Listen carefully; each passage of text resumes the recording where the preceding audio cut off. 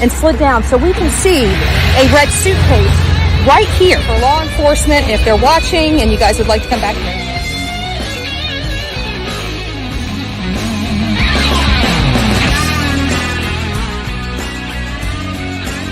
Of her being out here. So this is what we're doing today. We will see you guys back here real soon.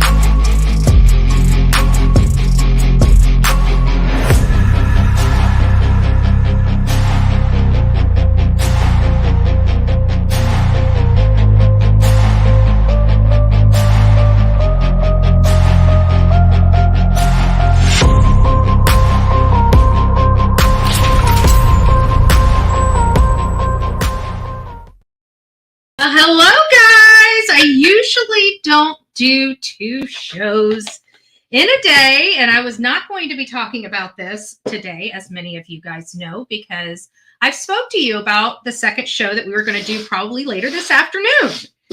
But then, as I always do, I'm always researching new stuff and reading new things, and Turtleboy came up on my search. Good morning, Unicorn. I think this is the first time I've been able to see you since I got your letter. I read your letter yesterday. Thank you so much. God bless you for everything. Hindsight 2020, second thesis, Michelle Lynn Haley. Good morning. Skittle Crime Podcast, November. It's nice to see you. Stevie's mom, Guidance. Good morning to all. So I was reading this article, related to Turtleboy, and I was curious because I'm like, wow, this guy was arrested. And as the more and more I read about it, the more I'm thinking, like, this guy kind of, no offense, went a little overboard, if you ask me. But, I believe in, reporting. I believe in our constitutional freedoms of press, obviously. But when we know that we do have this right, our First Amendment, but we also know there are constraints on it as well. Did he go too far? And should he be charged? And, I'm going to step away from this because I feel a little bias in this, either for or against. I'm both on this, and I'm going to explain here in just a little why. So I'm going to go ahead and put this one report up, and then we're going to play it.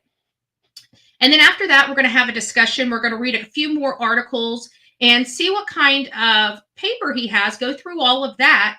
And then I'm going to open up the phone lines because I truly want to hear your opinion of this. And I'm going to express mine as well, because I have to say, for me personally, some of the conduct he did is extreme. In my opinion, he's got a lot of problems he's going to have to deal with. He might be popular now, but that's not going to help him when he's got to face the judge. And I just want to,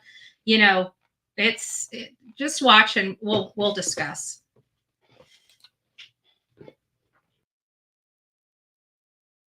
A blogger is facing charges that he harassed and intimidated witnesses who were interviewed about the death of a Boston police officer during a snowstorm. WBZ's Christina Hager's live in. You guys know what this is referring to. This is actually referring to the Karen Reed trial. We barely, we touched on it a little bit just to say it was going on, but we didn't really dive into the case or the facts of the matter of this particular Karen Reed case. She's accused of running her boyfriend over or backing a car into her boyfriend. She's saying she set up. So this is that case, and it like I said, it's a problem for me. Stoughton tonight, Christina. Prosecutors say that harassment included sending messages to witnesses. And Lisa, in court here, he wore a sweatshirt that said "Free Karen Reed." In the end, the judge allowed him to leave the courthouse without having to post any bail. And when he did, there was applause.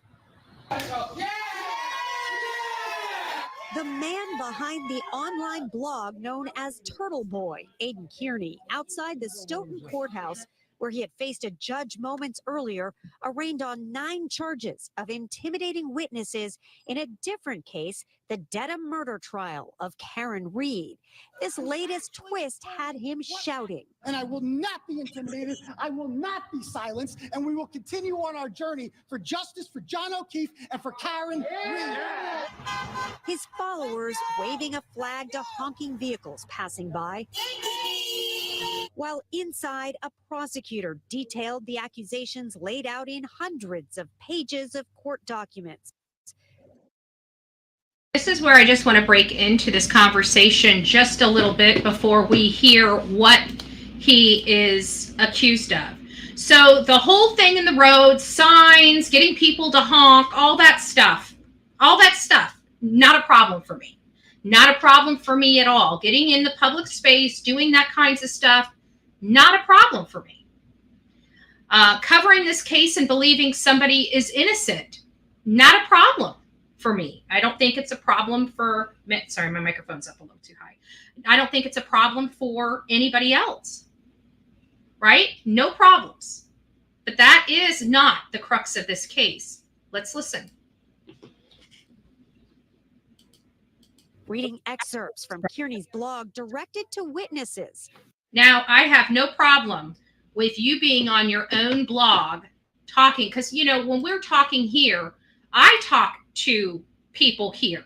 I see nothing wrong with that either. There's nothing in my mind that says speaking on your own channel, either directly to, because there's no guarantee that they're watching. So that really doesn't, there's nothing wrong with that. That's going to be hard for them to say. To me, that is his First Amendment right, and that is hopefully not what they're standing on. But I've already watched this, so you just stay tuned. You guys should just stop going out in public. It's only going to get worse from here. I know where you all were today. Kearney has amassed a large. Now, saying, I know where you all were today. That could be construed as very, very creepy. But depending on when that was, could there have been a court hearing? Could have been something more general than that, just basically, because there's been times on here, depending on, because this is written. Obviously, they're going to have to play this for the jury, and depending on how his vocals came out as, you know, was it more intimidating or was it more of cautionary? For example, there's been many times that we've said on this show, for example, I think a good example would be Michael Monkey Vaughn, you know, Brandy Neal. There was a lot of chaos going on. And I remember at one point saying, you know, I hope the parents and the families are staying off of social media. But it wasn't like intimidation, like, you better stay off social media. You know, it was more of precautionary, you know, like I don't want them seeing the stuff that's going to go on. You know, it's more of a protective type of, you know, stuff. I don't necessarily think that was the way this went, but just to let you guys know, he's reading something in a very monotone voice versus actually hearing the way it actually was said out of the person's mouth. That's all I'm trying to caution everybody on. Online following by backing up Karen Reed's legal defense claims that she was framed in the murder of her boyfriend, Boston police officer John O'Keefe. She's accused of backing her vehicle into him in January of 2022 outside the Canton home of another police officer. Kearney has staged rallies at her hearings, calling it. Now, again, I have no problem with any of this conduct. To me, this conduct, this is why we have a constitution, because this is what they say the rules are, right? They say if you want to do this, this is what the rules are. You can't be on private property. You got to be on public property because you as the public own that. So they're outside of a courthouse. That courthouse is owned by we the people. Therefore, that is the appropriate place to do that. Sidewalks, appropriate places to do that. So nothing so far I have a problem with. other than even the conversations out of his mouth on his own channel, saying some things, even if it was derogatory or intimidating in nature, because there's no guarantee that any witnesses are actually watching that production. So far, everything mostly I agree with so far. Okay, so why am I saying he went too far?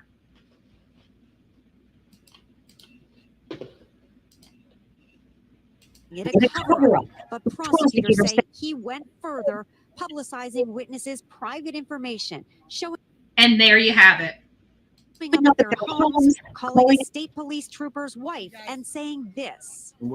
Now, even in a journalistic, not during the trial, obviously, but early on in the case, when the case is fresh and new and you're reporting on it, and you get those key interviews as a reporter or in a journalistic respect, then that's one thing. That's not what they're saying he did. He was showing up there in an act of intimidation because he is pro Karen Reed. He had made his position be known, and now he's actually going after the witnesses of this case, according to the state. Now, we still have to be cautious if this is all true. Now, we haven't heard whether any of this is true. I don't watch his channel. I don't know what he does. This is the first time I've seen this man or laid eyes on him, quite frankly. Was this reporting? First time.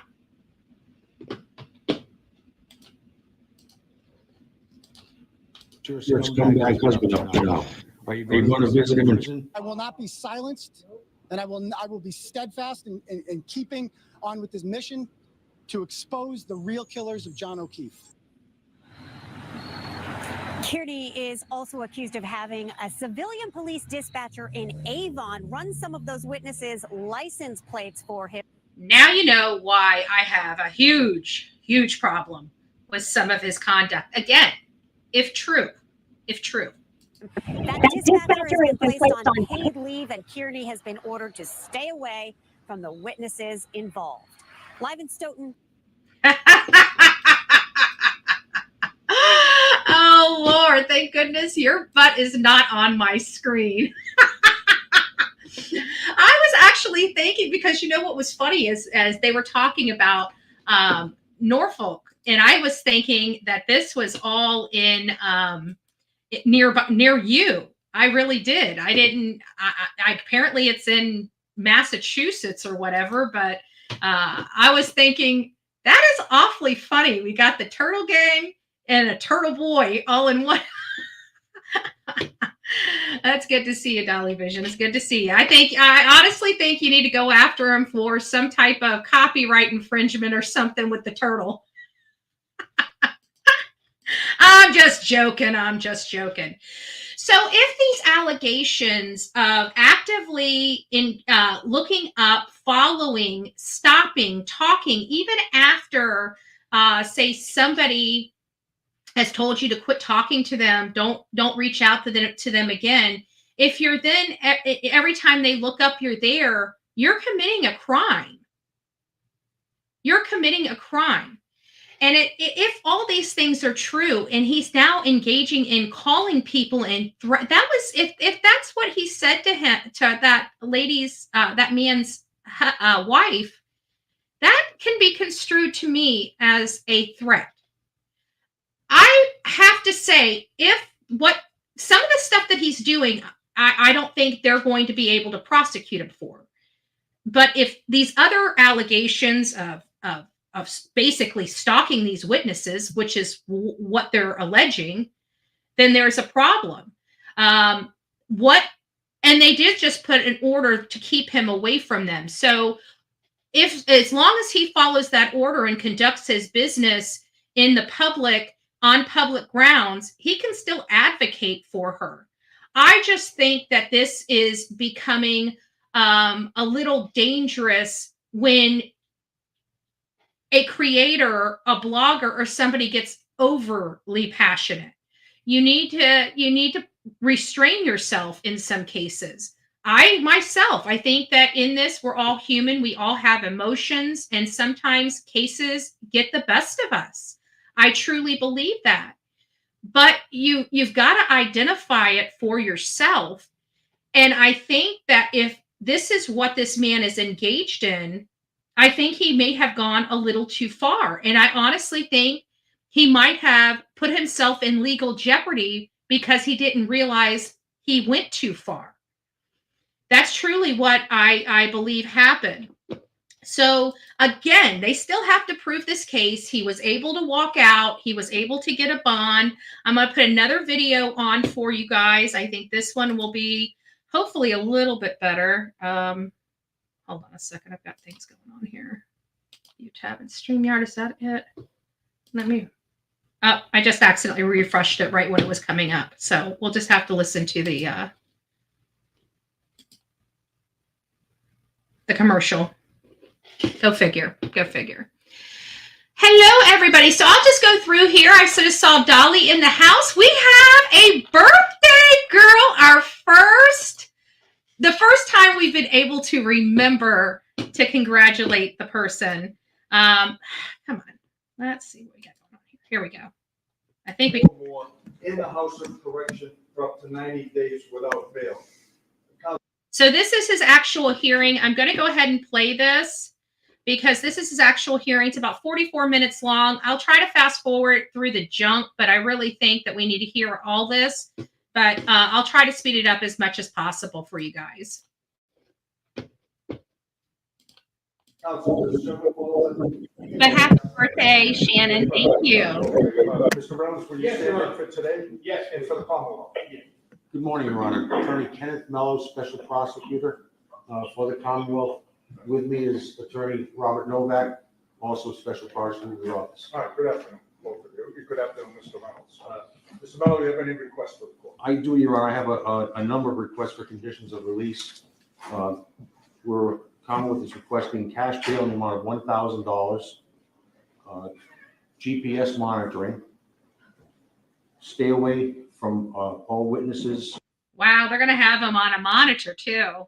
He probably, if he's getting this aggressive, in all fairness, I have to say that it's probably, it's probably warranted in this matter. 100 yards, and that would be with the exception of court appearances that the defendant is required to attend if other witnesses are present. We're asking for 100. I'm not sure where he's from, Dolly, but it appears that all this is going on in Massachusetts. Let me just see here. Maybe I can get an article here. I could even be wrong about that. No, it's Stoughton, Massachusetts, a Massachusetts man known as Turtleboy News. So it's Massachusetts, not too far though. I mean, I can't. You're kind of up there in that general area, but that's where it's at. 100 yards. Stay away from the witnesses' homes, businesses, places of employment, and schools. We're asking for no contact with witnesses by phone, text, email, or otherwise, either directly or indirectly. We're asking that the defendant, through his blogs and internet use, not encourage, or court order him to not encourage any of his blog followers to call or visit or otherwise intimidate or harass witnesses. Oh, so you mean that somebody that has a channel can incite their audience to do things, to do their bidding? Interesting. I believe that. And they're encouraging, they're using the court to encourage them to put a kibosh on it. Granted, it's in a criminal case with a murder investigation, but just, just thought I'd throw that in there.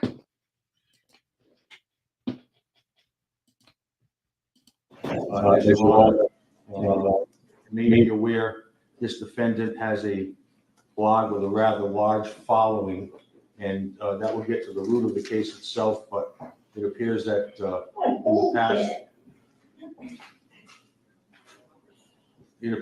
in the past he has he's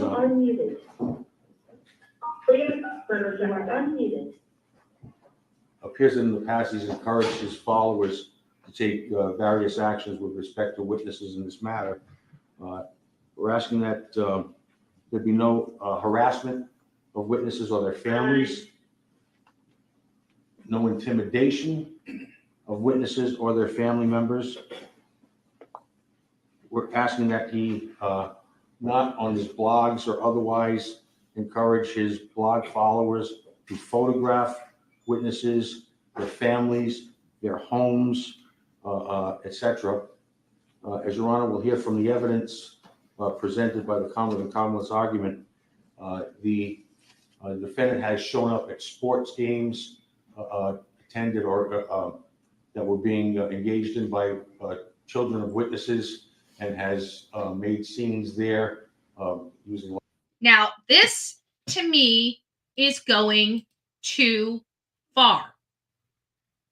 This is going too far. You're talking about an active trial and him showing up at witnesses' children's games.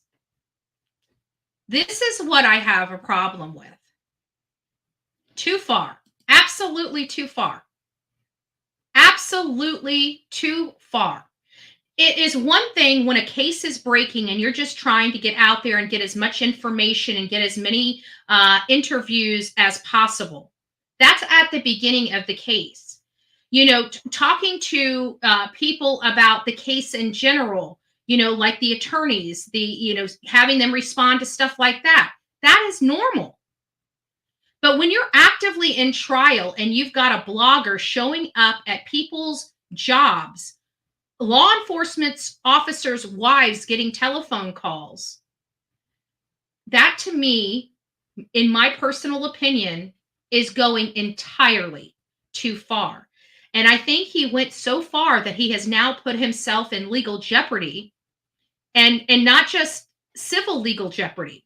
I think he has actually committed crimes if everything that they're saying is true. And he may have to actually pay with, some of his time because of his actions. And he's so emotional that he hasn't come to grips yet with the fact that he's gone too far. Loudspeakers, etc. We're asking that he be precluded or prohibited from attending those sports games, school or otherwise, to harass witnesses. That there be no mentioning by names or other forms of identification of the witnesses on his blogs, Twitter, YouTube, etc. When I say witnesses, I'm also talking about the victims in this case, Your Honor. The victims in this case all being witnesses in another matter that the Commonwealth will address. Certainly, this would not preclude the defendant from talking about other cases, but not with respect to discussing the witnesses and their family members, etc. We're asking that he have a stay-away order from D&E Pizza, and that he be precluded from encouraging his blog followers from harassing and intimidating that business, that he not contact witnesses, family members, schools, sports teams, coaches, etc. He has done that. And I also, again, want to remind the audience that this is an active trial, an active case. This person has been arrested. This person is before the courts. This is an active court hearing. At this point, any reaching out to witnesses, families, those types of interviews and stuff, unless you have already made a connection with them and have an open line of communication, you should not be trying to intercept anything. This is an active court case at this point. It's a little concerning. In the past, Your Honor, that he not photograph or video witnesses at home or work, and that also goes to taping, Judge, and he not contact the place of work of the witnesses or victims. And I have a large number of facts I would like to make the court aware of. I apologize for the time it's going to take. There are 9 complaints before Your Honor. Some of these facts apply to all. If I could just read that section to the court once, or recite those facts, and then deal with them individually. Thank you, Judge. Your Honor, on the morning of January 20th, 2022, a gentleman by the name of John O'Keefe was found unresponsive on the front lawn of 34 Fairview Drive in Canton, Massachusetts. He was transported to Good Samaritan Hospital, where he was pronounced deceased. The Office of the Chief Medical Examiner determined the cause of death to be blunt force to the head and hypothermia.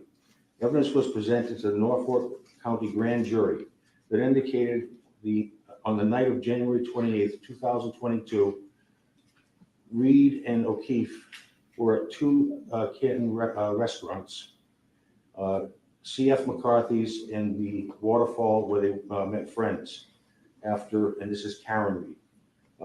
After the Waterfall closed shortly after midnight, Karen Reed and Mr. O'Keefe were invited to 34 Fairview Road in Canton. Witnesses stated Reed and O'Keefe did not enter 34 Fairview Road.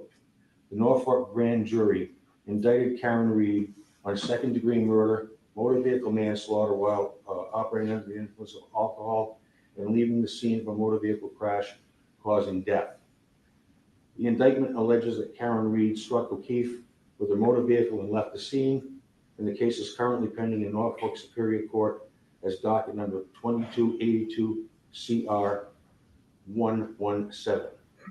The lead investigator.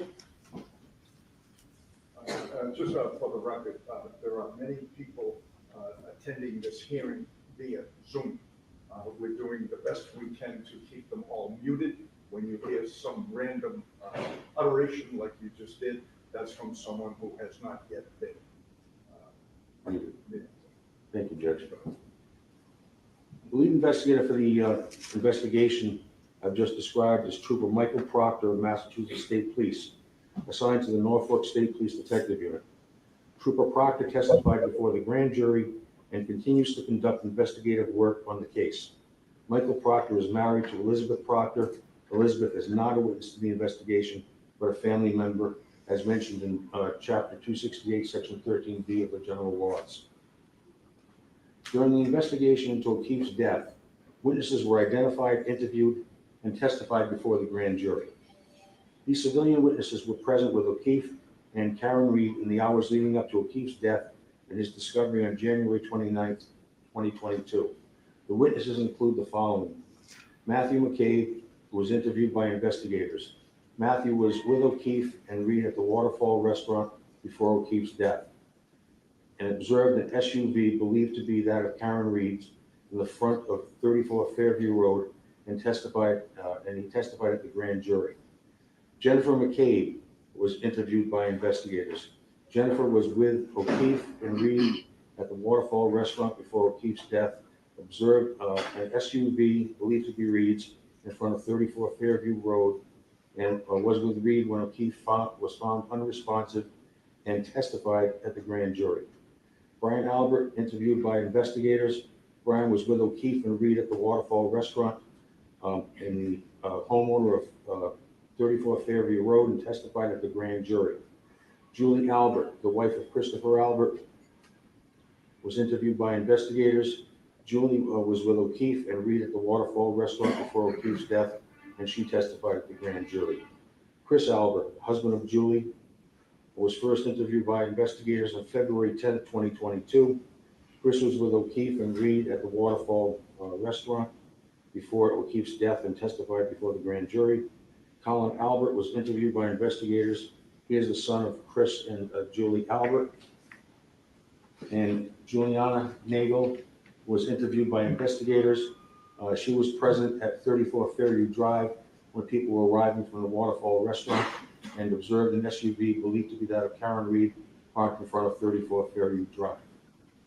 In an April 2023 motion filed by Reed's defense attorneys, defendant's motion for order pursuant to Mass Rule of Criminal Procedure 17 directed to Brian Albert, Verizon, and AT&T alleged police misconduct, and a conspiracy among civilian witnesses to frame Reed for the death of O'Keefe. The motion calls Brian Albert a suspect and Jennifer McCabe a conspirator who took calculated steps to purge her phone of this inculpatory evidence.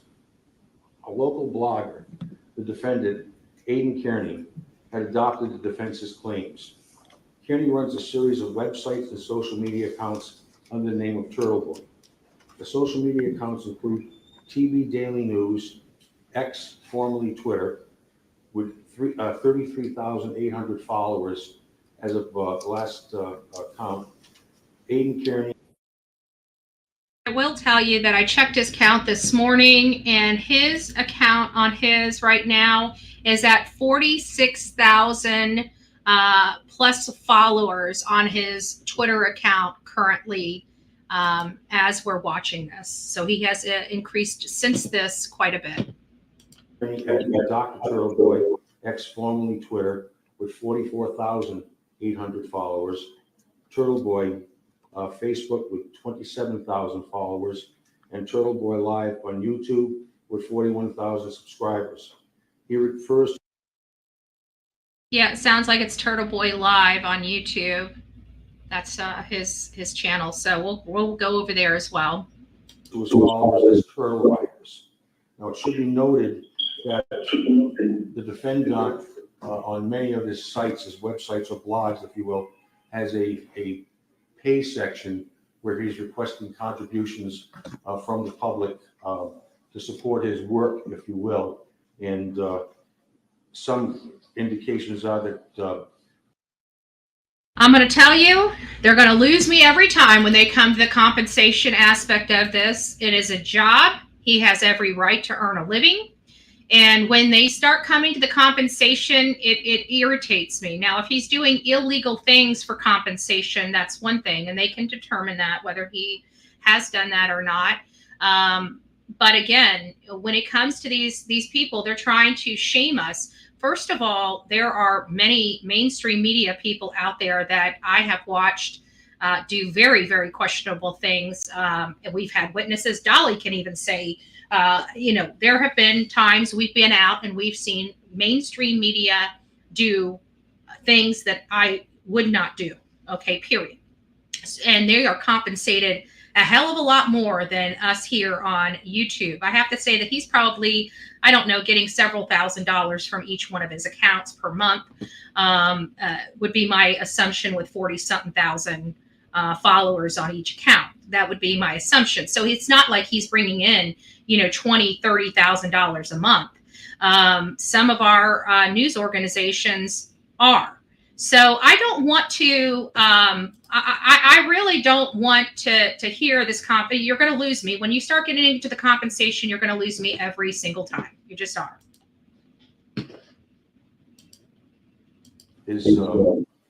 it's been estimated on the internet that he has raised in excess of $5 million doing so. So this is apparently a business of his that he's engaged in. The beginning in April. Now, I don't believe $5 million. Did you say 5,000 or 5 million? And social media accounts where he adopts the defense allegations as true. Hold on. The indications are that it's been estimated on the internet that he has raised in excess of $5 million doing so. So this is apparently a business of his. I'm in the wrong business, but I'm not willing to jeopardize my livelihood. I'm not willing to jeopardize my livelihood for $5 million. I'm sorry, but I want to see that. I don't believe it. I don't believe this man has raised $5 million. We're doing something wrong if he's able to raise that kind of money. That's all I'm saying. Beginning in April of 2023, Kearney began posting articles to his website and social media accounts where he adopts the defense allegations as true and makes personal attacks on civilian witnesses and members of their families and their friends. Kearney authors and publishes a blog on the website tvdailynews.com. The website has a series of articles entitled Canton Cover-Up. As of September 28, 2023, at least 164 articles have been posted to the website under this category regarding Karen Reed and there have been additional articles since that date. Not sure how he's going to be able to prevent people from writing articles, even 164 articles. Again, this comes down to the freedom of press. So there's going to be some allegations. I think they're using this as background information versus chargeable information, if you will, if that makes sense to you. So they're using this as a background to why they're charging, as opposed to these being allegations that are chargeable. So hopefully that makes sense. Kearney posts weekly videos to YouTube where he has discussed Karen Reed and made statements regarding witnesses. Below are a small selection of the verbal statements made by Kearney in these videos that have been published to followers and are publicly available for viewing without being a subscriber or follower and have been archived by investigators. Episode 594, Turtleboy returns to Canton. This is a video posted shortly after Kearney visited homes of witnesses. This is not my last trip to Canton. I will be back. I'll be back. Get used to this. These people think, these people think I'm fucking around. You haven't seen the last of me. Get used to it. Get used to it at the 119 mark. Episode 598. Waiting. Karen Reed defense files motion to recuse. This guy, meaning Chris Albert, had his head on the swivel looking for turtle riders. I got bad news for you, Chris. I got really bad news for you. They are literally everywhere. You guys should just stop going out in public. It's only going to get worse from here. I know where you all were today. You were in Agawam, weren't you? You guys were at some sort of Little League thing in Agawam. I'm sorry, but in my professional opinion, in my personal opinion, these things are going too far. I mean, when you're investigating and you're doing an investigative type research, again, that's one thing. That's one thing.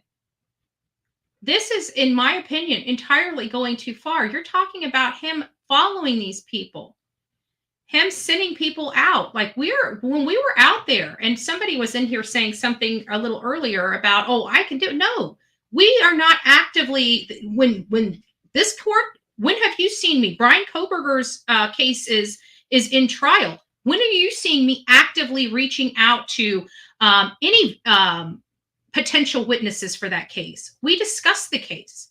I will go out there, and if I speak to somebody in person, I do, but I don't go and actually interfere with witnesses of a trial because I know that they can't speak because they're witnesses at a trial. So he's making turtles look bad.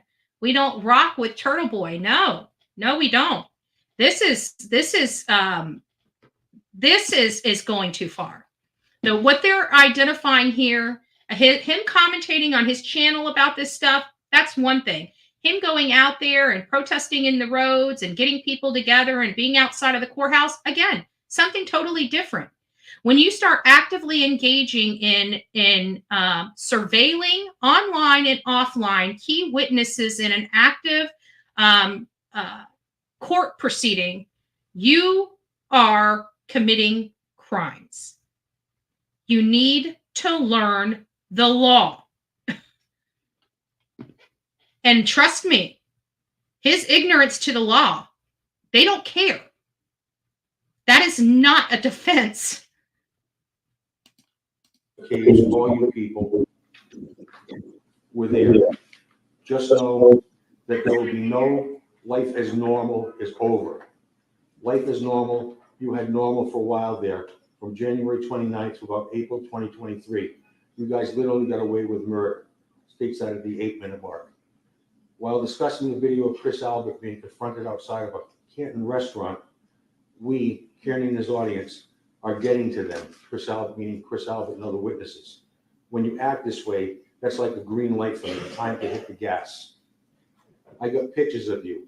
You can't leave the fucking country, Turtle Riders. We're gonna find you. They're gonna find you.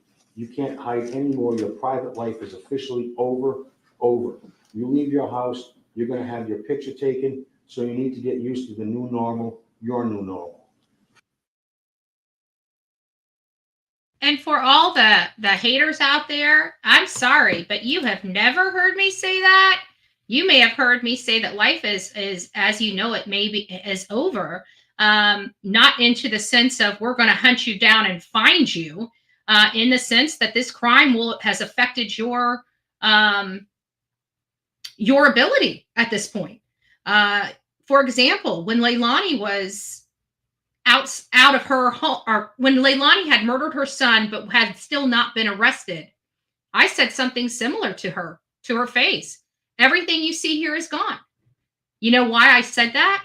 Because now they have to pay attorney's fees. They're all going to most likely lose their job because of the stigma of the case. It wasn't threatening like, I'm going to take it, I'm coming to get your stuff. It was just an observation. This man here is levying threats. Threats. This is a man that's threatening people. This is going overboard. I'm sorry. It just is. Telling somebody that they've committed a crime, you believe that they are committed a crime that you believe that they committed. For example, Don Wells, right? We went out there. There is no proof in the pudding or an abduction, anything like that. I'm just waiting for law enforcement to go put the freaking silver bracelets on both him and Candace, right? We say we think he's a murderer. We think he has something to do with his daughter. I don't know if I ever said murderer, but definitely has something to do with the daughter. Either way, he is a murderer, in my opinion. It is what it is, right? But when do you see me going after him day in and day out, saying and reaching out to anybody and everybody that he's around? And the only reason I'm bringing this up is because somebody had made a comment in our comment section that I can do this. I can promise you, I have never done anything like this ever in my life and would never. Turtleboy is going to take pictures of you and they're going to send it to me. You're famous. We need to accelerate it. They, the woman who recorded the video, Chris Oliver confrontation, are doing a fantastic job with this. Stated that at the 24-minute mark. In episode 604, entitled Colin Albert Drops Out of School, Brian Higgins Flipping, is the end near. I said from the beginning, I don't want this to go to trial. That is this defendant's words himself. I don't want this to go to trial, referencing the Karen Reed case. You know who this reminds me of? You want to know who all of this reminds me of? Even, I'm sorry. This reminds me of the crap that Cam, Allie, BK were all doing in the Summer Wells case with the witnesses and everything else like that. This was the kind of shit that they were doing, in my opinion. Now, I don't know to what tune did they go, you know, was it just talk online? And if it was just the, you know, the banter online, that's one thing, you know, that's something totally different than putting action behind that. So, I mean, I really don't know. I don't know what they did. I know I was effed up.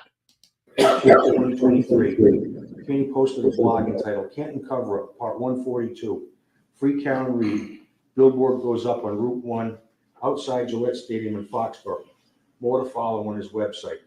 The topic of the blog post was about a billboard that read, Free Karen Reed, with a picture of Karen Reed. Kearney praised the organizers of the billboard. In the post, Kearney wrote, thank you to everyone who donated as well. Although millions of people know about the injustice that is happening in Norfolk County, I would bet that over half the population of Norfolk County has never heard of Karen Reed before. That will change because of this three-pronged billboard blitz. It's really time for people in Norfolk County to know about this story, because that is where the jury pool will be chosen from. Essentially, Judge, an admission that he's seeking to taint the jury pool in the case. And that's a problem, guys. I mean, that truly is a problem. You know, I'm sorry, you've never heard these conversations. I have to be honest with you, out of everybody online, I've never heard these conversations from, that is exactly what it sounds like. But I don't think I've ever, I know a lot of people go back and forth, you know, and the clicks and stuff like that. But I've never heard even some of the hate channels go this far. I mean, this is extreme. I I've never personally witnessed it. I'm glad I'm not associated with that account, but I don't think I would associate myself with somebody like this. If I would have seen this online, I'd have been like, whoa, whoa, whoa, whoa, you know, because this is, I think he's going to be in some serious trouble over this. I really do. He's walking out of court and it's a hoo-hoo and a ha-ha, but I don't think he's going to be hoo-hoo and ha-ha. And when this is all said and done, I really don't. On June 13th, 2023, Kearney broadcast a live YouTube video, episode 590, which is currently posted on his YouTube page. During the broadcast, Kearney displayed phone records of Jennifer McCabe from the day O'Keefe was killed. The records displayed names to the phone number, displayed names next to the phone number. That is a terms of service violation. Like, that's one of the things. You can't have a name and private information like phone numbers, addresses. You can't have a name and like emails with emails and passwords, things like that. This is people's names and telephone numbers being publicly broadcasted. I think anybody could see a problem with that. I think anybody sees a problem with this. Too far. Too far. Which will be the user of the other phone. These records had previously been an attachment to an unredacted defense motion filed in Commonwealth versus Reed. During the video broadcast, Kearney cold calls the phone numbers without names associated. In this process, he called the work cell phone of Trooper Proctor. Trooper Proctor stated the phone number that made the call was 413-262-69, and I'll omit the last two numbers, Judge. Kearney left the following voicemail. Hi, Trooper Proctor. This is award-winning journalist Aidan Kearney calling. I'm calling to talk to you. I do have some questions about you. I have a lot of questions, actually. For starters, why didn't you tell me, one, before doing the investigation, that you were good friends with the Albert family? Why did you in your report say that you were introduced to Chris Albert on February 10th when you have known him for more than a decade prior to that? Why did you lie about that? What time you told Karen Reed's car? Why did you intentionally misspell the names of several key witnesses in your report? And you know, I'm just wondering about all those things, and maybe you and I can meet for coffee. Or do I have a lot of questions for you? Where were you inside Fairview Drive that night, or that morning rather? Why did you stay there for 4.5 hours? And what did you guys talk about and do? Why are you standing? See, those are great. In my opinion, those are great interview questions. There's a time and a place for these types of things. This is not the time or the place is the problem. Those are, to be honest with you, those are, good interview questions. Standing stairs with John O'Keefe's phone in your pocket. So give me a call back, man. We feel like you and I have a lot to talk of catching up to do. I talk about you a lot. I feel like I know you pretty well at this point. I know which year you graduated from the academy. I know you were out in West Brookfield for a while. I know some people that you know, so give me a call back when you get this. Now that I have your number, and everybody watching also has your phone number, which again is 781 and that is some BS, and again, not something that we will ever prescribe to, period. It's just, he went too far. And again, coming out of that hearing, he's being applauded for going too far. There's one thing, and I've said this before. I don't know if you guys remember when we were at Tennessee, in Tennessee, covering the Summer Wells case. There was an abortion clinic that was burned to the ground, and I went out there. And many of you guys know that I'm a Christian. I have my beliefs, just like everybody else has their own personal beliefs that are for them. But even in my own personal beliefs, I would never advocate something like that. That's not avocation for me. That was putting people's lives in danger. Those houses around that building were all wood. They could have literally set the entire community on fire. They did not care. And I'm sorry, that's going too far. That's not avocation. That's nobody I want to be associated with. And this is one of those situations where this guy is becoming dangerous and is intentionally interfering with a active and an open court case. This is dangerous. This could cause a mistrial. What this man is doing is wholly and totally inappropriate and totally and wholly dangerous to this case. This is bad.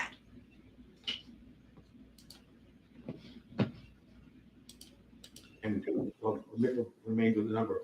So I'd like to know, she called you again, you called her at 12:49. We're gonna get to that. So now I have your number. I'm gonna plug you in and we'll talk soon. Essentially broadcasting the trooper's number to his turtle followers, if you will, seemingly with the intent to have them also harassed. As a result of the cell phone number being broadcasted, Trooper Proctor began to receive random and harassing text messages and voicemails. In the 12 hours following Kearney's calls, Trooper Proctor received approximately a dozen text messages, phone calls, and voicemails. The content of the calls and messages pertained to Trooper Proctor's alleged involvement in the conspiracy and called for his termination.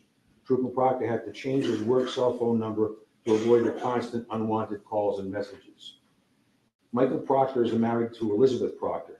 Beginning in April 2023, Kearney wrote blog posts about Elizabeth Proctor.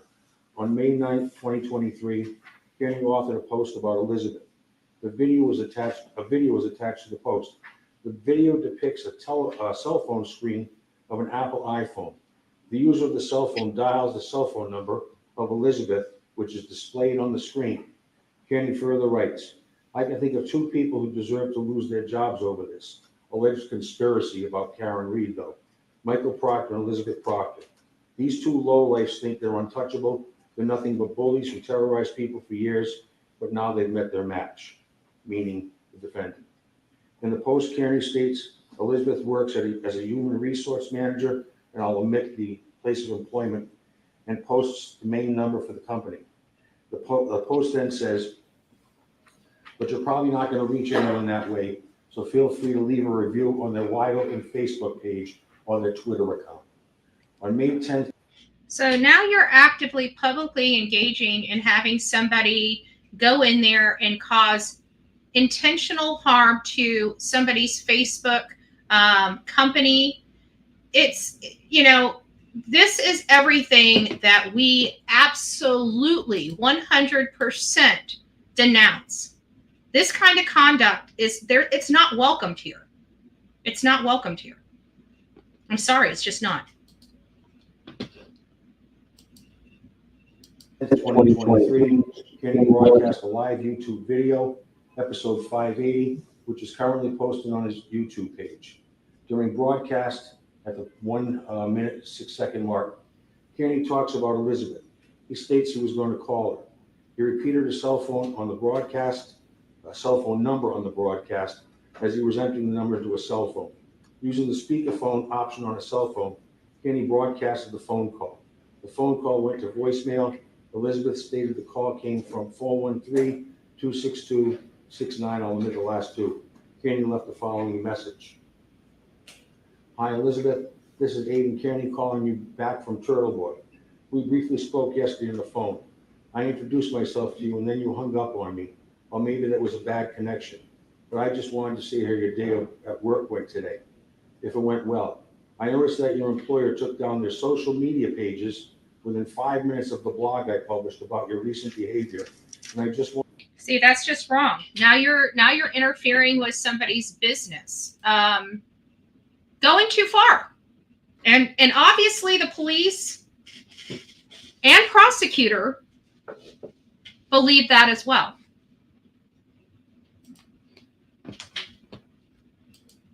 Want to see what is it awkward? Were you afraid to go in?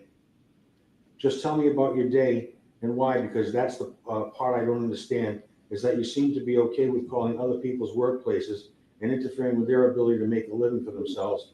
But when it happens to you, maybe it's not as fun, maybe it's not as fun. Do you like that? That's what I want to know. Do you like that? Because you've been doing that to a lot of other people. And do you think it's fair that it happened to you, dear?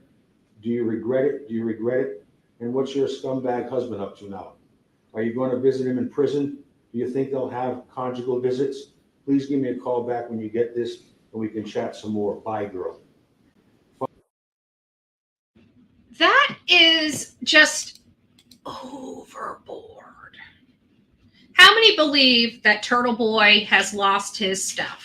Put a 1 in the chat. If you think that this is okay behavior, put a 2 in the chat. I'm floored. I am floored. Absolutely floored.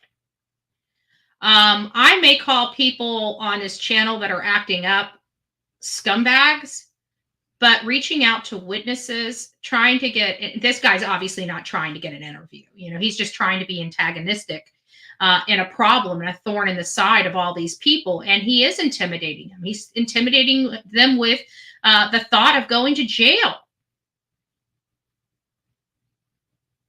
This is just, this is a line that is being crossed, that I see being crossed a lot, not just in criminal investigations and cases either. This is dangerous behavior. Dangerous. This is even 10 times more dangerous because he's actively engaging in an open court case. Now, again, we're going to put out there, if all allegations are true, the supporters of Turtleboy are the only ones that really know whether what this man is saying is true or not. You know, I don't know. I don't watch him. Following the phone call at the 108 mark, Kearney accessed the social media accounts of the company that Elizabeth worked for and laughed as he stated the pages were taken down and stated the Turtleboy effect. Oh God. Both Mike and Elizabeth Proctor stated they felt harassed by the acts of Kearney. I have to say that I would feel harassed by the acts of Kearney too. And again, this is all stuff that's happening in 2023. Remember, Karen Reed was arrested back in 2022. So this is new. This is not old stuff. This is not old behavior. This is active behavior he's engaged in right now. On Monday, September 25th, 2023, at 6:26 p.m., a Facebook account believed to be used by Kearney, which is Clarence Woods Emerson, is the name, posted the following message. Anyone in Canton want to take a couple of pictures for me? DM me, please. At 6:53 p.m., the Facebook post was edited with the phrase, update all set, thanks. On September 25th, 2023, at 8:04 p.m., an X account, formerly Twitter, associated with Kearney, posted this message and photograph. The post depicts the front of 6 Wentworth Road in Canton, home of Michael and Elizabeth Proctor. The white Jeep Wrangler in the photo belongs to Jennifer McCabe. And there are photographs that are appended to this report I'm reading from, Judge. The following day, Kearney broadcast a YouTube video, episode 617. At the 19-minute mark, Kearney stated that he ran the plates of the vehicle depicted in the photograph. Kearney showed photographs of 3 vehicles parked at the address. He showed photographs of each vehicle and stated the registered owners of the vehicles by name, Michael Proctor and Elizabeth Proctor. The term ran in regard to a motor vehicle registration is commonly used in law enforcement. The term means the information was queried through law enforcement database for the purpose of obtaining information. Kearney used the information in a blog entitled Kenton Cover-Up Part 161. Jen McCabe was seen at the Proctor's house at 6 p.m. tonight, despite allegedly not knowing them personally.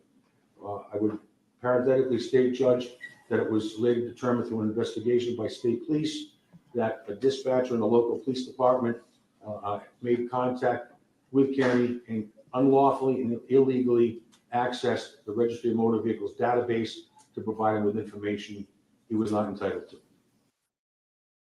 And I will tell you that that is also something that is a first for engagement to me. Anybody that has a position of power and access to our public records, you need a court order, buddy. You know, you can't just sidestep these types of rules. And from my understanding, this was a civilian dispatcher. I'm not sure what's going to happen to her, but I can assume that she's never going to be able to work in another position like this again. I don't know if this is a paid position or a voluntary position, but I'd have to think with the paid administrative lead, it's obviously a paid position. So she just lost her job for invading someone's privacy. I mean, she's on administrative paid leave now, but we know where this is going. I can't imagine her only getting a small reprimand over this. That is a complete violation of privacy. That is a just an abuse of authority. I don't know if your employer could ever trust you to maintain your job properly again. So you can, in a dispatcher, you have to have trust.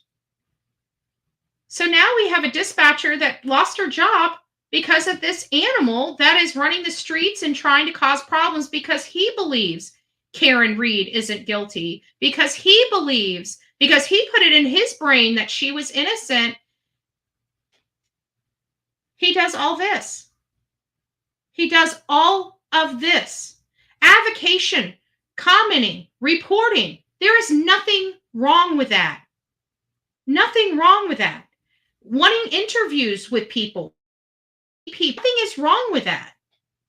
Stalking them, intimidating, harassing them, calling them day and night, giving them these messages of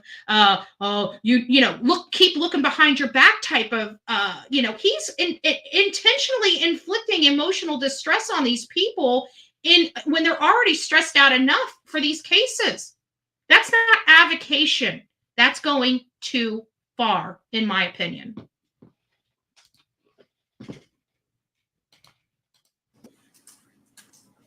Information maintained by the Registry of Motor Vehicles is accessible to law enforcement through the Criminal Justice Information Service. Authorized individuals have personalized access to the CJIS logins and accounts.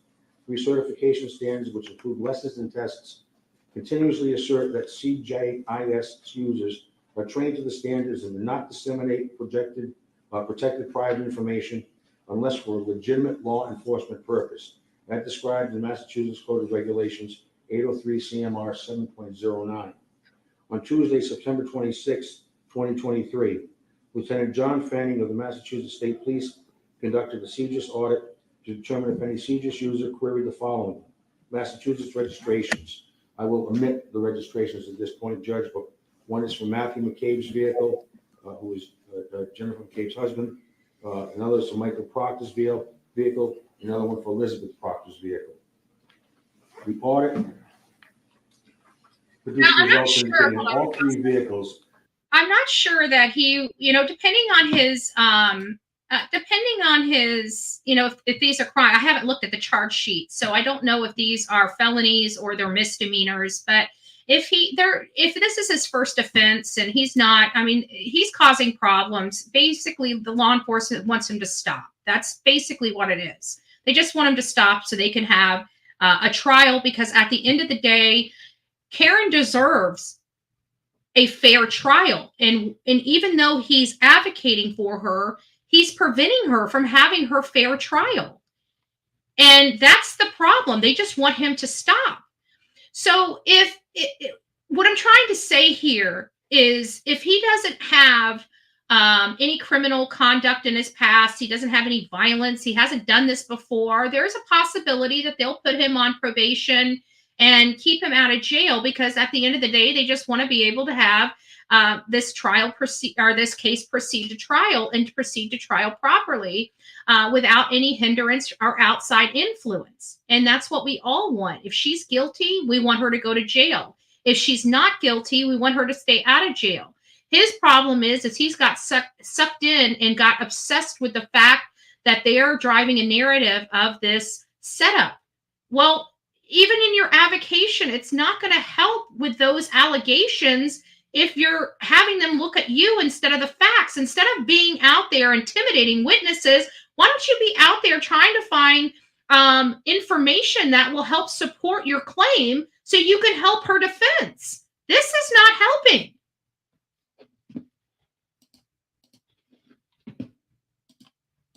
Were queried by I'll leave the individual's name out, a dispatcher from the local police department, Save JIS account. But in all fairness, Willem, we're going to open up the phone lines too. And I haven't been paying attention to this case. I don't know the facts of the case at all. This woman very well could have been set up because maybe another one of her friends that was law enforcement, maybe higher up the food chain, actually hit him. I mean, there's a lot of things. I haven't invested a whole lot of time into the Karen Reed case to make a determination for myself whether this was set up or not. But even if it is a setup, let's take it where, okay, she was set up and she's getting the screws to her. Okay, so let's just say that as the truth. Okay, we're not saying that as the truth. I want to make sure that people coming in here is not saying that I'm making stuff up. Okay, we're just putting this theory to test. Okay, that's all we're doing. We're just testing a theory. So let's say that she is set up. Okay.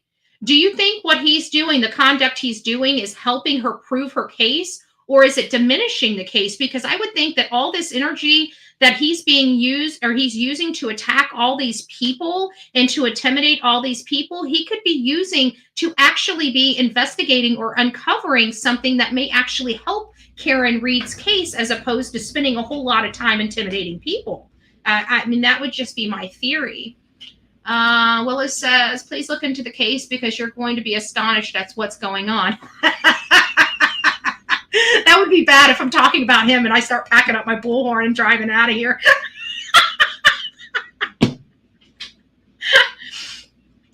Oh boy. Maybe I need to go out there and show him how it's done. Show him how to lawfully, handle himself and advocate for somebody, because this guy seems misdirected. Just again, my opinion, I just don't think it's helping. If she's truly set up, I don't think this is going to help her. That's all I'm saying. She really was set up.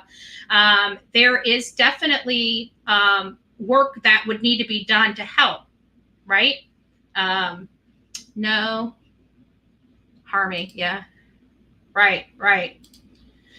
So it's just, I don't know. I just think that this, what they're describing here, he's got himself into hot water. He may be not realizing it yet, but I'm telling you, just from my professional opinion, hearing these types of things, he's got himself into a little pickle here. At 6:22:19 p.m., 7:05:43 p.m., and 7:10:44 p.m. respectively.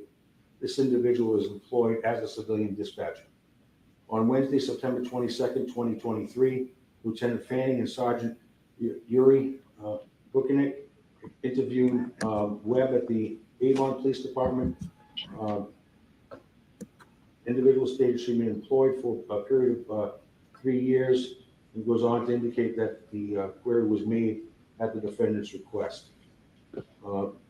I have to be honest with you, though. This guy, I mean, he was pretty brazen too, dude, because, I mean, to be attacking police officers, like, I don't know what this man thought would happen doing this. Let me tell you, we were out in Stoughton County. We kept our stuff on the street.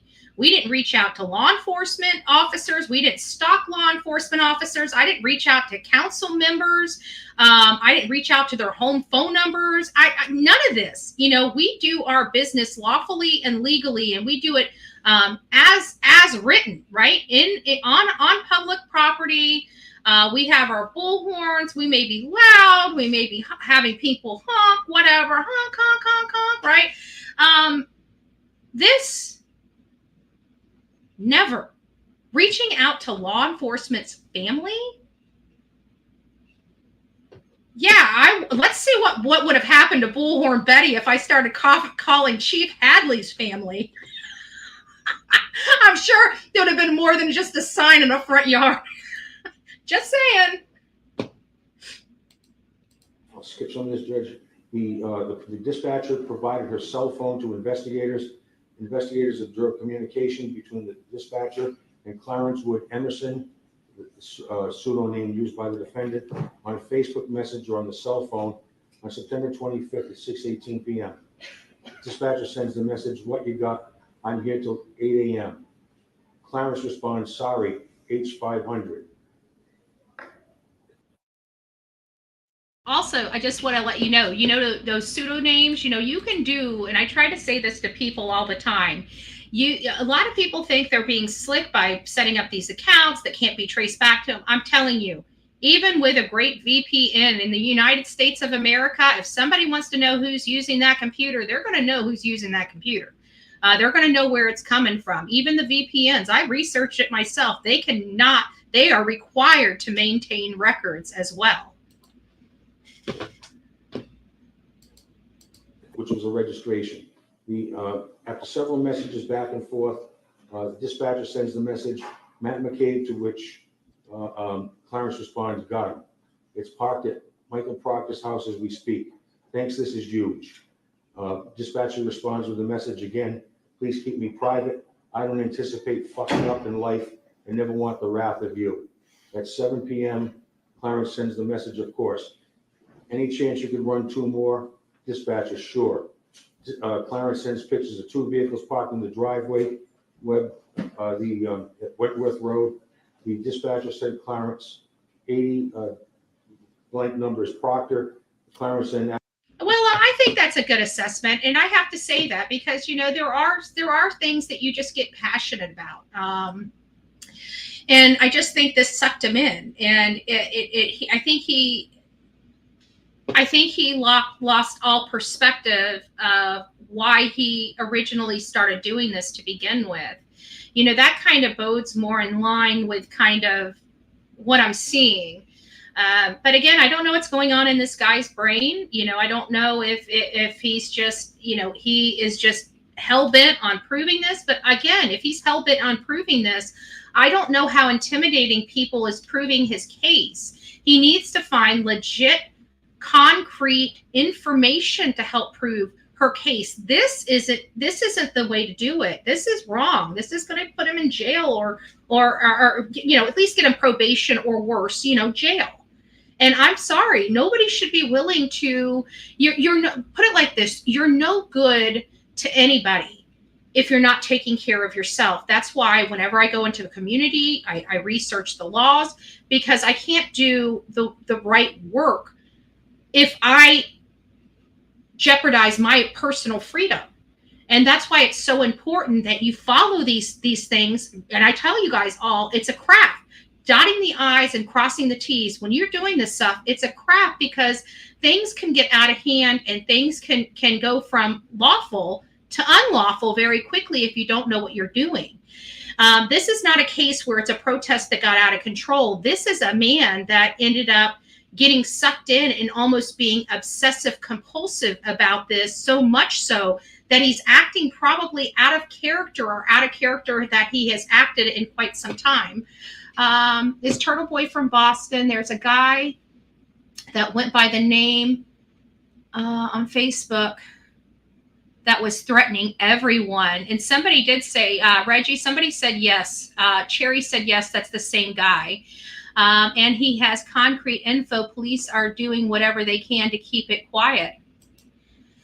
Interesting. Well, I'd like to see it because, it's one of those things where this is a tough case because, like many have already brought up, first of all, I have not reviewed this case in any capacity where I can explain it. So I'm just going off based on the comments in my chat as you guys are telling me information.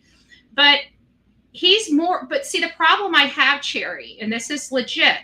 Why isn't he putting that evidence up? Why is he putting people's phone numbers up?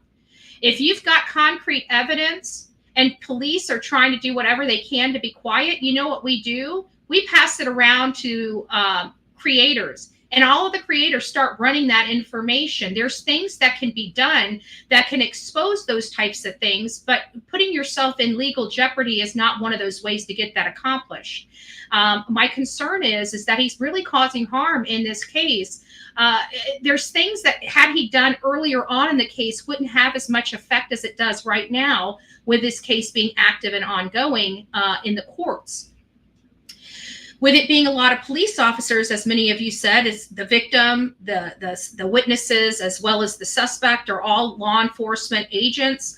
So you have an element of the blue wall that's really going to be hard to pierce, because you're going to have pros and cons, right? So you're going to have the ones that believe she did it on one side of the badge, and the people that believe she's innocent on the other side of the badge.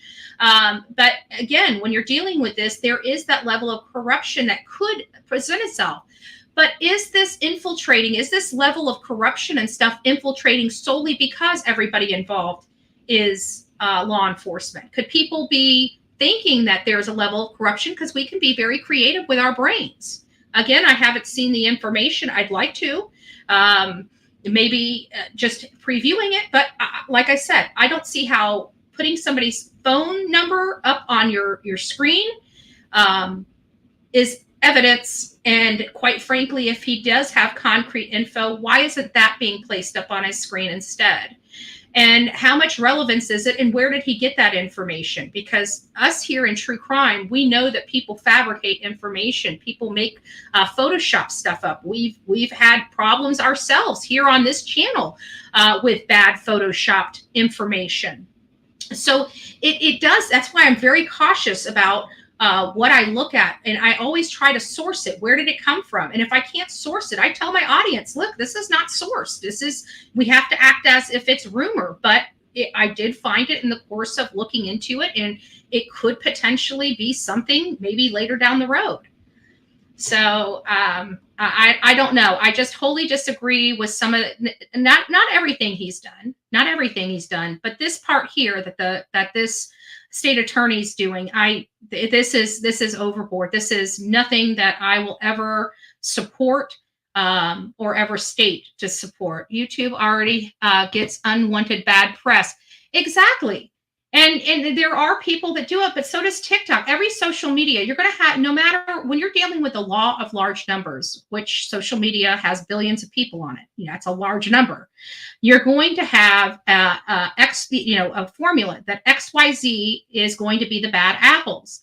As you know, you can have, and I think we just talked about it on the first show today, you could have 100 great people and only one bad person.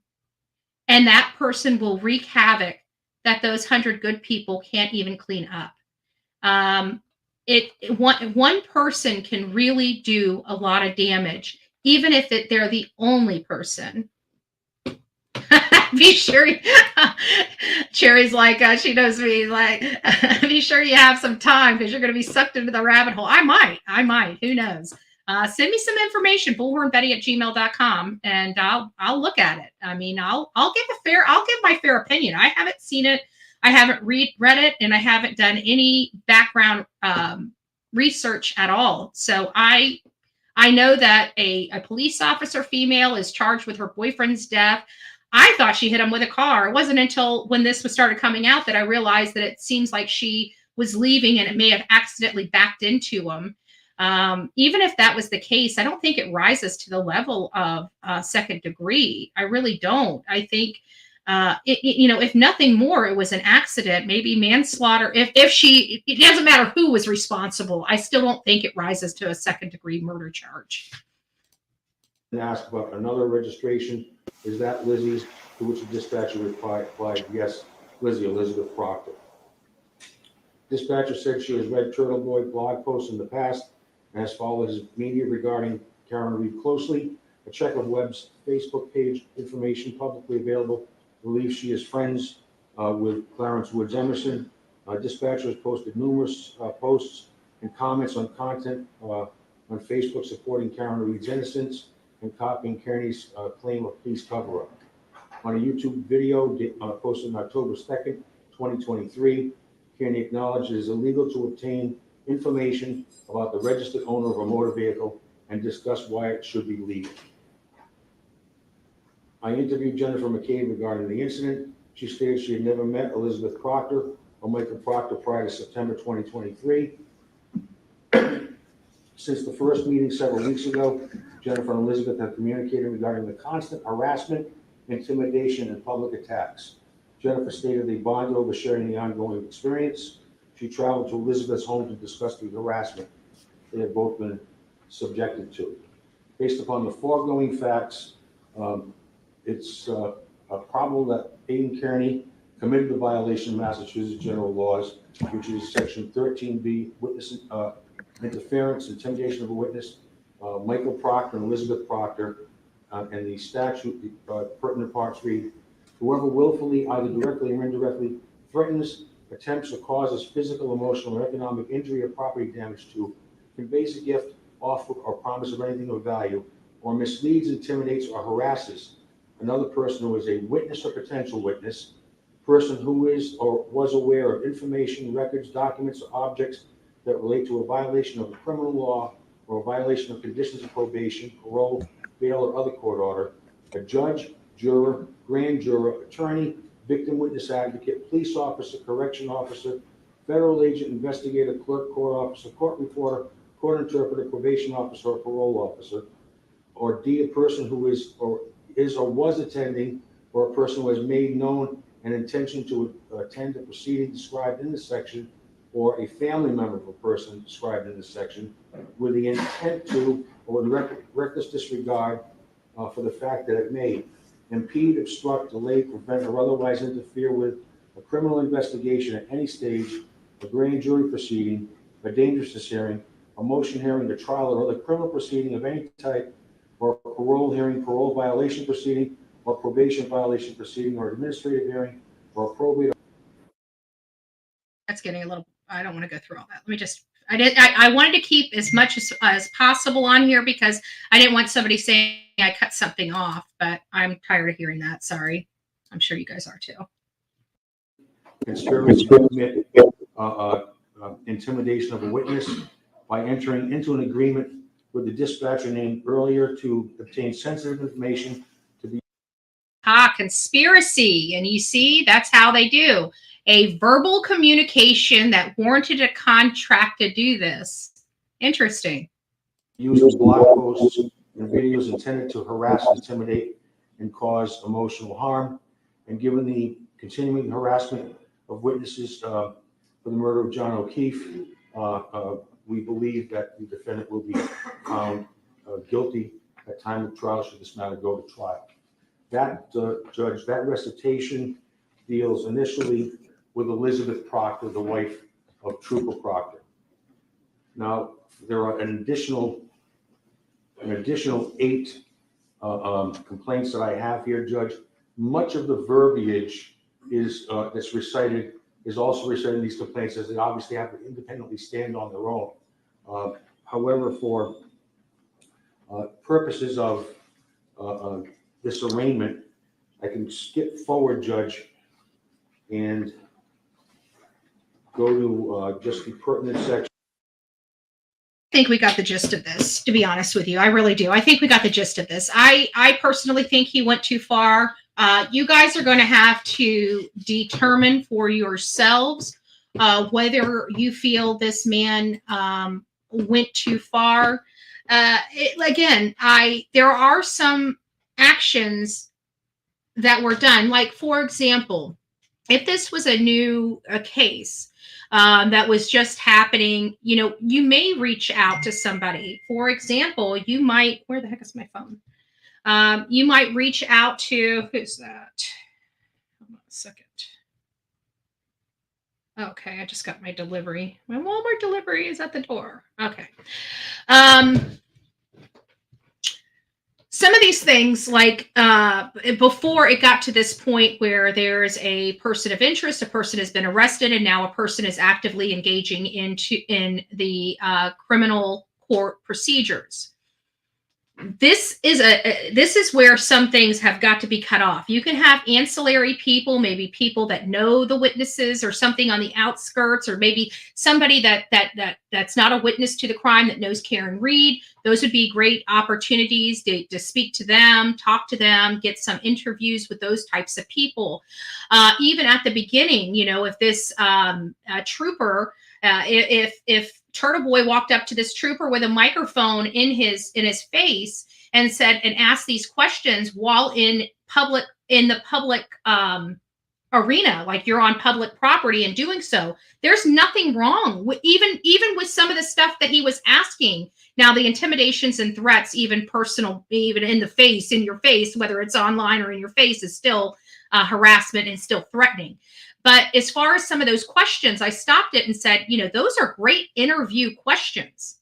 But because, and I talk about it online quite a bit, there's things that you can do in person on public property that if you do online is unlawful.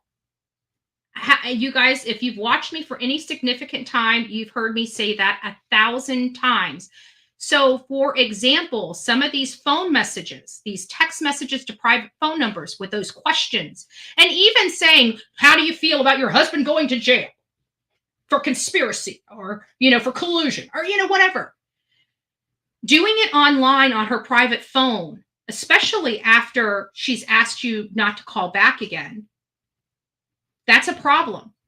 He could have done that in her face on public property, and it would have been A-okay because he's on public property and asking her questions. But because he did it from his phone or from his computer to her private phone, now he's created himself a problem. Again, it's very important that you guys learn the law and understand it, especially if you're going to be engaging in this kind of profession. You can get yourself in a lot of hot water, and this man, I truly believe, is going to have to reap what he didn't even realize he sowed. He's thinking he's advocating for this woman, and he's doing the best he can, and they're trying to shut him up.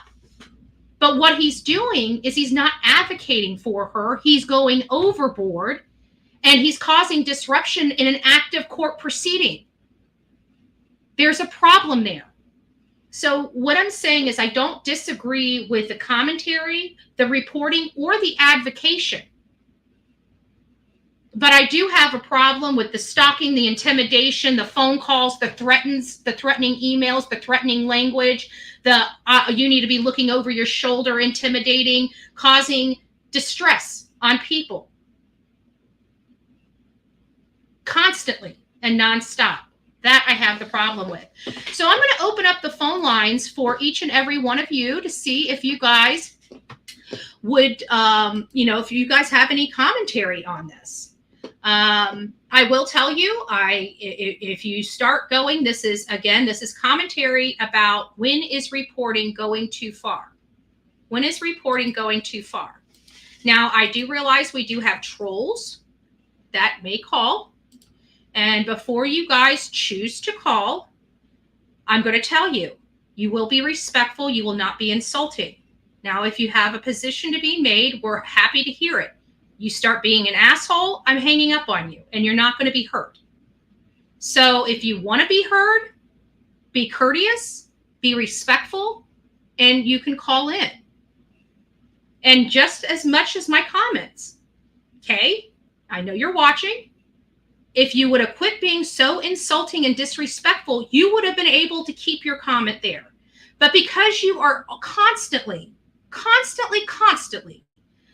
so just disrespectful, and I've literally bent over backwards and told you personally, if you just stop with the shit, you can speak. We don't want the insults on here. If you have a position that you want heard, let it be heard. But you're disrespectful to me, you're disrespectful to my audience, or you're disrespectful to somebody else. It's not acceptable. It's just not. So what do we have here? Seriously, what do we have here? We have a blogger that went overboard. And I understand that there may be some people watching that support Turtleboy. And I understand your advocation and everything like that, but this is too much. You don't threaten people. I'm not going to sit here and be on my channel and not address this. This is an open and active police investigation. A woman has been arrested. If you want to help her, publish all the damning stuff you have against these officers.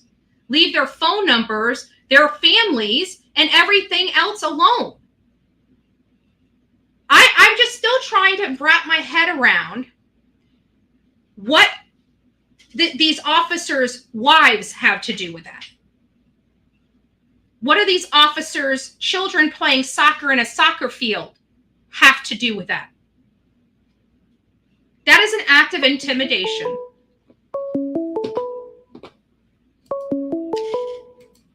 Mama Bullhorn, grace us with your insight.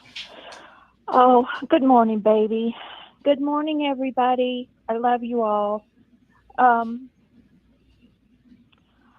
I am dumbfounded at this fellow's stupidity and arrogance. Did he think he was not going to be prosecuted? I truly believe, there's a lot of people that truly believe that their First Amendment right has no limitations. So it is possible that he believes what he's doing is right and lawful. Oh, wow. Well, it just, well, what would you, let me ask you, Mom, what would you do if I acted in this way? If you found out I was actively calling people and intimidating them? Call the cops. I have a funny feeling you'd be over here with a belt. Well, yeah, that too, but I'd be the first one to call the cops. You know that. Yeah. And, having been there and having it done to you, I know you can understand completely. We won't go there. He is nuts. I would give my eye tooth to know what he was whispering to his attorney. Yeah, but you know what? I don't read lips. The worst part about it is if he removed all the the telephone calls and all this other stuff. If that never had happened, I would be 100% in support of everything he did about getting the community together, getting people out there in the streets, having the signs, getting out there, being loud, letting your voice be heard. I love that all day long. I would had it not been for all this other stuff with the phone calls and the intimidation and stuff like that, he would have a supporter in Bullhorn, Betty. But as soon as you crossed that line, you lost me. Right. It's like, first of all, they will probably he has created a mistrial. They're going to have to start the trial all over. No. Is she actively in trial right now, Karen Reed, or is she just pre-trial stuff?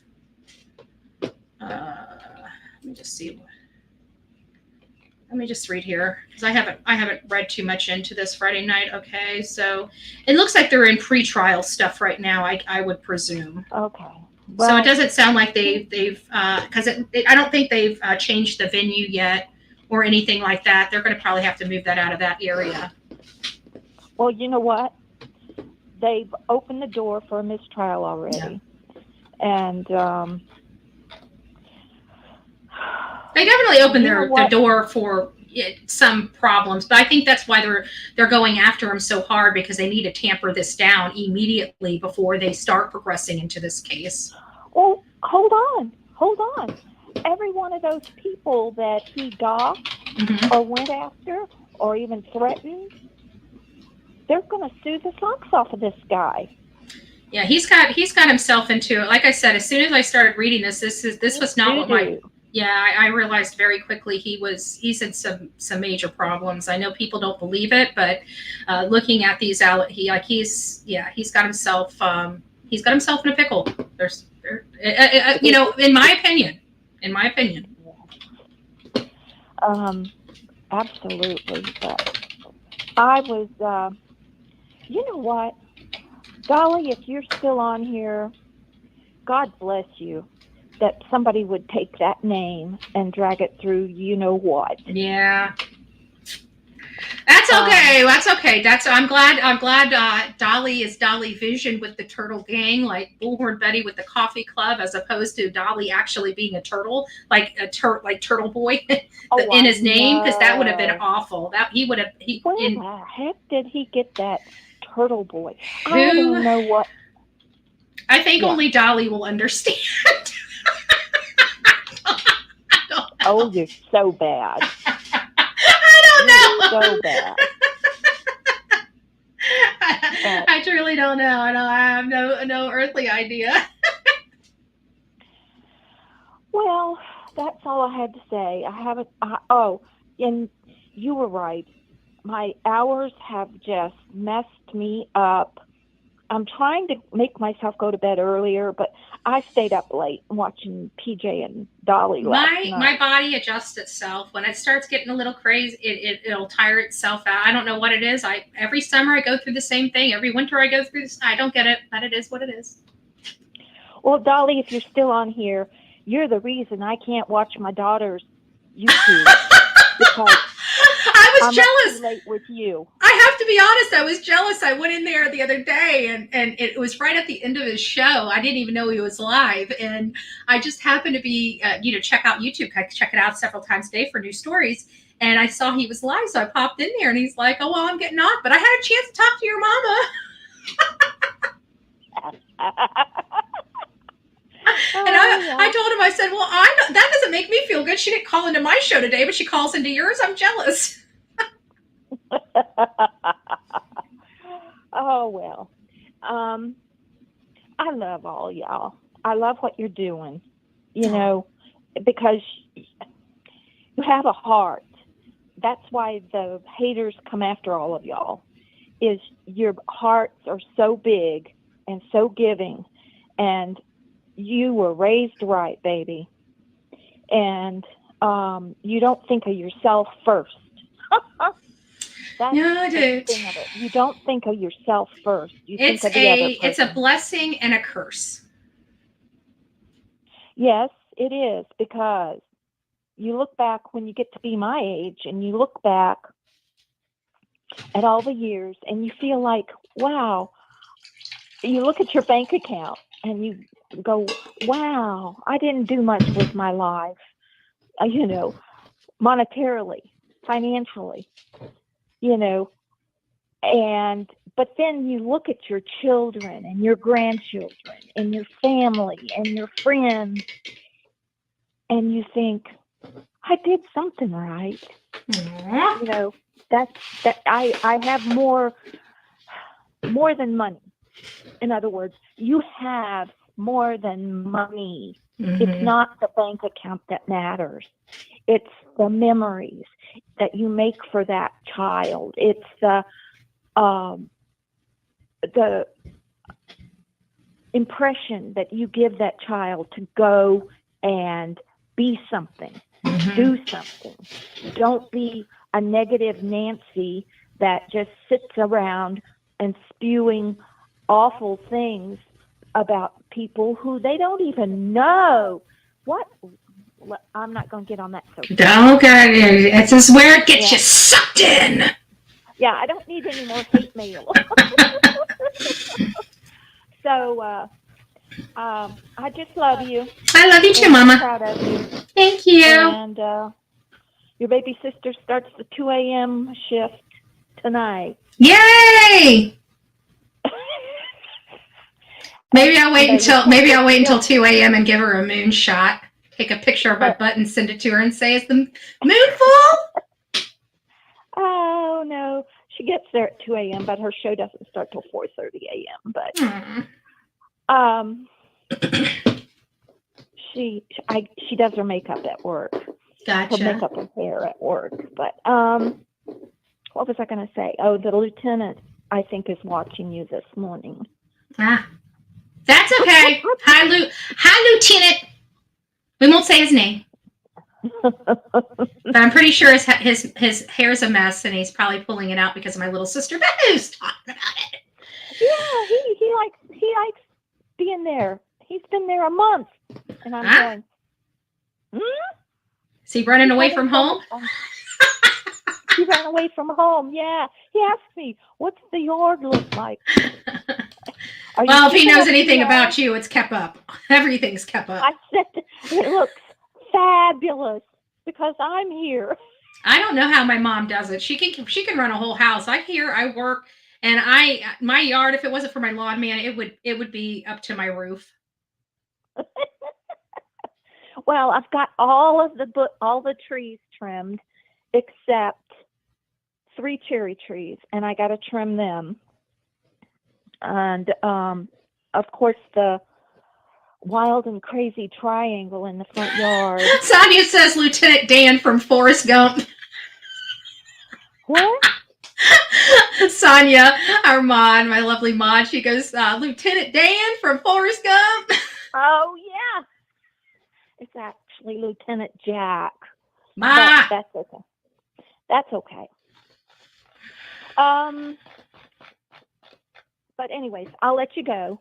And I love you. I love you too, And Mom. I love Sonia. Sonia, I hope we do have 200 thumbs up. I know you have such a giving heart. Anyways, love y'all. Love you too, Ma. That was her song. Actually, it's for all my mods. Bye-bye. All right, love you, bye. All right, sorry, somebody was calling in while my mom was, so I figured I'd do that. Anyway, on that note, this is the second one. We're already hitting almost 2 hours on this one. You guys got all the information. Go out there, take it, do what you will with it. Do your own research. Again, I don't know the case. I just want a big shout out to Shannon. Happy birthday. Happy Bullhorn Betty birthday. Oh, Lady O, a member for 5 months. Just Debbie gifted a beautiful Bullhorn Betty membership to one lucky person, and so did Fearless Mode. So if you received your gifted Bullhorn Betty membership, please don't forget to tell whomever gave you that thank you. God bless each and every one of you, and until next time, don't forget to be fearless. Oh, wait, did I mess that up? I did mess that up. Don't forget to be fearless, folks. If you see something, say something. Ounce of prevention is worth a pound of cure. It's the second time today. You guys got to work with me here, right? Work with me here. So you guys be safe, and please be kind to one another in the chat box below. Have a great day, and we're going to rock it out. I may come back even tonight because remember my second show. This was not my second show. This just popped up, and I decided we needed to talk about it. So we're still coming back later today, possibly. We'll see how much work I want to do. Love you guys.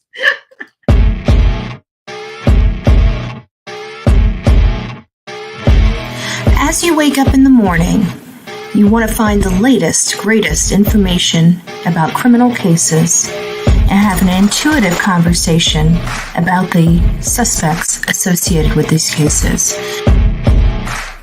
Head over to the Bullhorn Betty channel on YouTube.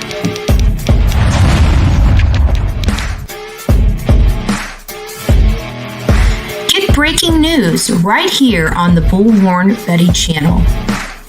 Welcome to the Bullhorn Betty Coffee Club. Enjoy your stay and enjoy your day.